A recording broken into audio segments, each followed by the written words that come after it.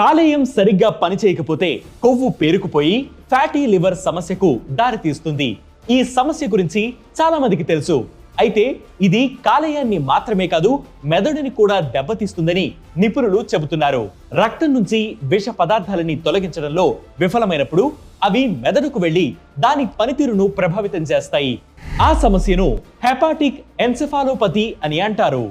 Cirrhosis తో బాధపడుతున్న వారిలో సగం మందికి ఈ సమస్య వచ్చే అవకాశం ఉంటుంది. ఫ్యాటీ లివర్ బాధితులు కూడా సరైన చికిత్స తీసుకోకపోతే దీని బారిన పడే ప్రమాదం ఉంది. హెపాటిక్ ఎన్సెఫాలోపతి ఉన్నవారిలో చిరాకు, ఆందోళన, మతిమరుపు, ఏకాగ్రత లోపం, చేతులు కదిలించడంలో ఇబ్బంది, మూడ్ స్వింగ్స్, కండరాలు మెలితిరగడం, నిద్రలేమి, మాటల్లో తడబాటు వంటి లక్షణాలు కనిపిస్తాయి. ఈ సమస్యను నివారించాలంటే ముందుగా మద్యం సేవించడం మానేయాలి.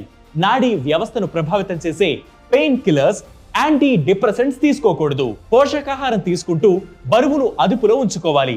లివర్ కు సంబంధించిన సమస్యలను నిర్లక్ష్యం చేయకూడదు. హెపటైటిస్ A, B టీకాలు వేయించుకోవాలి. ఇలాంటి హెల్త్ వీడియోస్ మరియు హెల్త్ టిప్స్ కోసం ప్రతిరోజు వెట్ న్యూస్ యాప్ ని ఫాలో అవ్వండి. దాంతోపాటు వెట్ న్యూస్ తెలుగు యూట్యూబ్ ఛానల్ ని సబ్స్క్రైబ్ చేయండి.